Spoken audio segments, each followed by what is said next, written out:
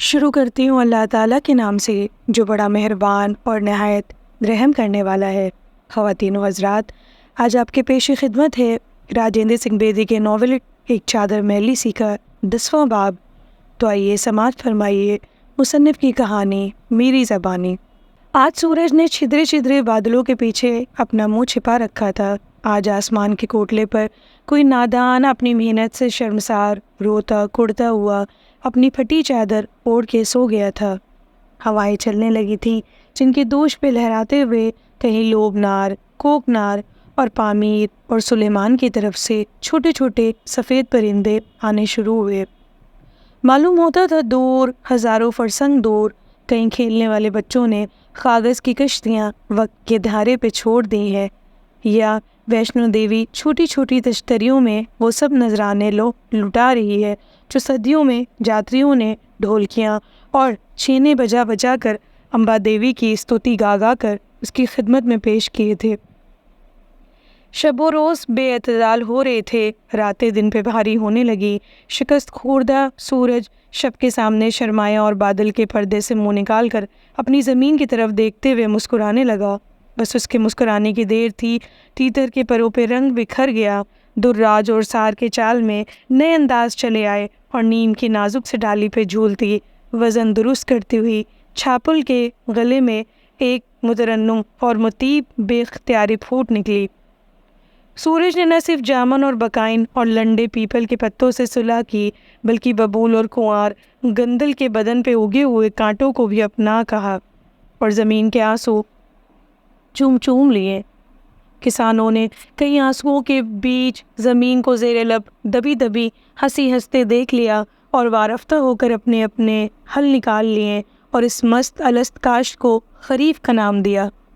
چھوٹے چھوٹے بچے تک شہتوت کی کچی کنواری ڈالیاں توڑ لائے اور ان کی کمانیں بنا ان پہ چلے چڑھا ادھر ادھر بے ربط سے تیر پھینکنے لگے۔ مسجد میں ملاؤں نے اور مندر میں پنڈتوں نے تمناؤں کی شومید کے گھوڑے چھوڑ دیے اور پوری کائنات ایک مسلسل نہ ختم ہونے والی زندہ بازی میں لگ گئی۔ منگل نے اپنا ساز نکالا اور اس پر خلگی سجائی۔ رانی نے تنور پر سے داپڑ اٹھایا اور اس کے کچھ گیلے ہونے کی وجہ سے اس میں ڈھیر سی شیلیاں اور من چھٹی ڈال دی۔ رات کی آمدنی سے 1 روپیہ نکال کر بڑی کو دیا تاکہ جاٹوں کے ہاں جا کر خالص گھی تلوا کر لیتی آئے۔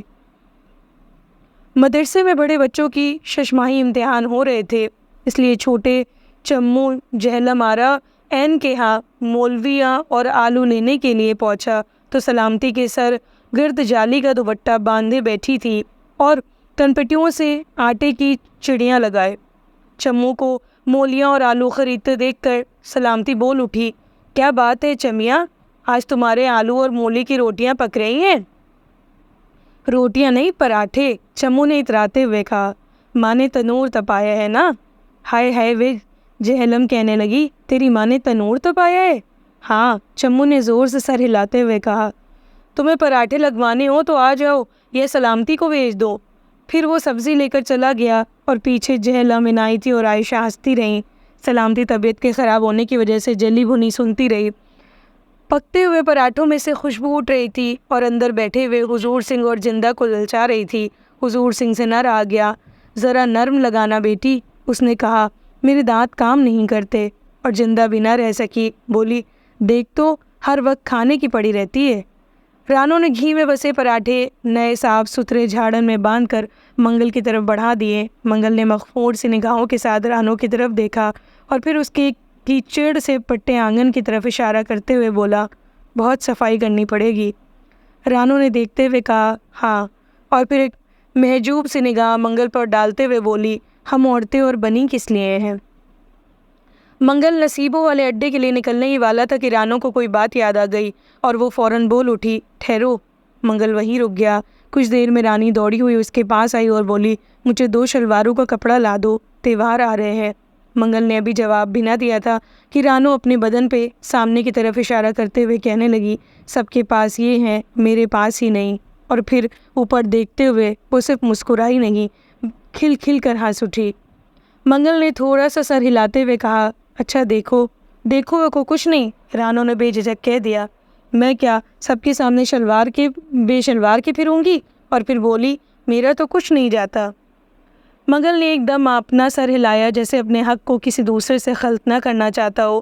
رانو، وہ پھر کہنے لگی، چنو کو اس کے گھر والے نے صوف کا سوٹ سلوا دیا ہے، کیسا اچھا لگتا ہے اس کے گورے پنڈے پر کالا کاما، نرم نرم صوف۔ منگل سوچنے لگا۔ رانو نے اور آگے ہو کر منگل کے اریب کرتے کا دامن تھام لیا اور بولی، تم آج پھر پسرور نہیں تو گوجران والے نہیں، سیالکوٹ سمبڑیال کی سواریاں ڈھونڈ لینا، بچے بھی قمیض مانگتے ہیں۔ منگل جیسے ایک دم فرمائشوں کی شیریں اور ترش انبار کے نیچے دب گیا، ساز میں سے کل گئی نیچے گر گئی، جسے اٹھاتے پھر سے نکالتے ہوئے اس نے رانی کی طرف دیکھا جو ابھی تک اس کا کرتا تھامے ہوئے تھی، جسے منگل اس کا چور تھا، جیسے رانو کا کوئی قرض تھا جسے منگل کو چکانا تھا۔ اچھا بابا اچھا، منگل نے اپنا کرتا چھڑایا اور چل دیا۔ رانی السائی سی کھڑی چوکھٹ میں جڑی ہمیشہ کی طرح اسے جاتے دیکھتی رہی۔ اس کا مرد تکمیل کی ایک رات اور آدھے ہی دن نے جس کی عمر میں دنوں، مہینوں اور برسوں کا اضافہ کر دیا تھا۔ پھر رانی اسے کچھ دیکھ کر ایک ٹھٹک گئی۔ تلوکا؟ نہیں منگل، لیکن یہ وہ منگل تو نہ تھا جسے ایک دن رانو نے دیکھا تھا، جس دن چنو نے اس پہ چادر ڈالنے کی بات کی تھی اور ایک البیلے پن میں وارث گاتے ہوئے جسے گلی کے نکڑ نے لپک لیا تھا۔ آج وہ چپ تھا اور اس کے چوڑے چکلے کاندھے محبت کے بوجھ سے دب گئے تھے، جس کا کارن وہ آپ ہی اپنا بڑا بھائی معلوم ہونے لگا تھا۔ وہ جا رہا تھا اور گلی کے نکڑ جیسے پرے ہو گئے تھے، گاؤں سے باہر کے کالے کوس ایک دوسرے میں الجھ گئے تھے، الجھتے سلجھتے راستے کہیں بھی جاتے تھے، لیکن ایک بات طے تھی کہ ان پر اڑتی ہوئی دھول اور گرد کیچڑ اور غلاظت میں ہر منگل کا خون اور پسینہ رچا ہوا تھا۔ پھر راستوں کے اس گورکھ دھندے میں ایک راستہ ضرور ایسا تھا جو ہر جانور، ہر انسان کو سر شام گھیر لے آتا تھا۔ اپنی نگاہوں کے دھندلکے میں منگل کے حل ہوتے ہی رانی اندر لوٹ گئی۔ آج اس کے پاؤں یقین سے زمین پہ پڑ رہے تھے۔ آج ہر چیز کتنی آسان، کتنی سبک ہو گئی تھی، جس کے مقابلے پہ اپنے کیچڑ سے پٹے آنگن کو صاف اور ستھرا اور پھر سے مہمان نواز بنانا کوئی محنت کی بات ہی نہ تھی۔ بہت شکریہ، جلد ملتے ہیں اگلی باب کے ساتھ۔ تب تک کے لیے سنتے رہیے، خوش رہیے اور پیار بانٹیے۔